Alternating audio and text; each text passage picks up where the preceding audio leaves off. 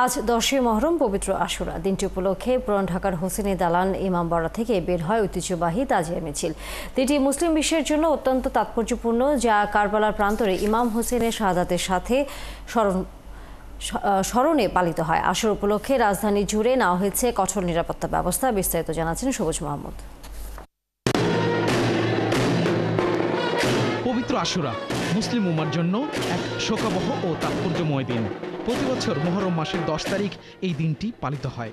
হিজরি 61 সনের এই দিনে মহানবী হযরত মুহাম্মদ সাল্লাল্লাহু আলাইহি ওয়াসাল্লামের দৌহিত্র ইমাম হুসাইন রাদিয়াল্লাহু তাআলা আনহু এবং তার পরিবার কারবালা প্রান্তরে শহীদ হন ইয়াজিদ বাহিনীর হাতে। তাদের স্মরণে প্রতি বছর শিয়া মুসলিমরা আয়োজন করে তাজিয়া মিছিল।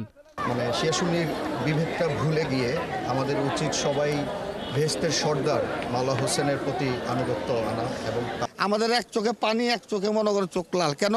আজকে আমাদের একটা আনন্দের দিন। ইসলাম জিন্দা করছে একমাত্র হুসাইন কারবালা আমে।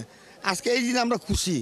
আর আজকে যে উনি শহীদান হয়েছেন, এই জন্য আমরা কান্না শোকেও আছি, আনন্দিত আছি। পুরান ঢাকার হুসাইনি দালান ইমামবাড়া থেকে সকাল 10টায় বের হয় প্রধান তাজিয়া মিছিল।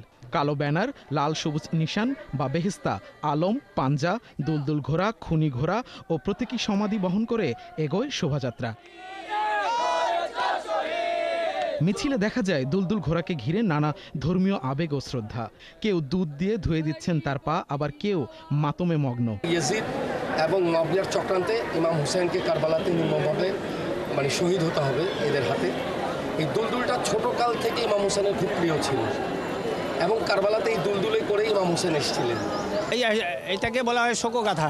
এটা আগে ওই মোগল আমলে এটা উর্দুতে ছিল, পরে এটা তো সবাই তো বুঝতো না, এই কারণে এটাকে বাংলায় রূপান্তর করে যাতে মানুষ সবাই বুঝতে পারে।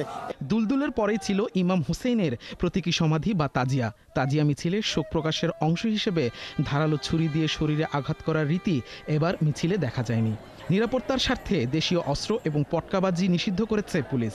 বা এখানে যখন কোনো রকম দা, ছুরি যারা নিয়ে অবৈধ অস্ত্র নিয়ে ঢুকে, তারা আমাদের সার্বিক সহযোগিতা করছে, যেমন এগুলো নিয়ে ভিতরে না যাওয়া যায়।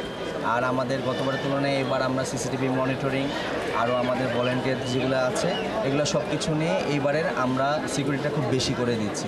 যে শরীরে আঘাত করার যে যন্ত্র, এগুলো ব্যবহার করতে দিচ্ছে না, এতে কি আপনাদের মধ্যে কোনো অসন্তুষ্ট আছে? না না না, এইসব নিয়ে নাই। আমরা চাচ্ছি যে সুন্দরভাবে মিছিলটা বের হয়ে যায়। মিছিলটি হোসাইনি দালান উত্তর গেট থেকে শুরু হয়ে বক্সিবাজার, সায়েন্স ল্যাব, সাত মসজিদ রোড পেরিয়ে ধানমন্ডি লেকের অস্থায়ী কারবালায় গিয়ে শেষ হয়। ইয়া হোসেন ধ্বনিতে মুখরিত এই তাজিয়া মিছিল থেকে এই বার্তা দেয় যে পবিত্র আশুরা শুধু শোকের দিন নয়, এটি ত্যাগ, সাহস এবং সত্যের পক্ষে দাঁড়ানোর ইতিহাসের এক অনন্য স্মারক। সবুজ মাহমুদ, ৭১।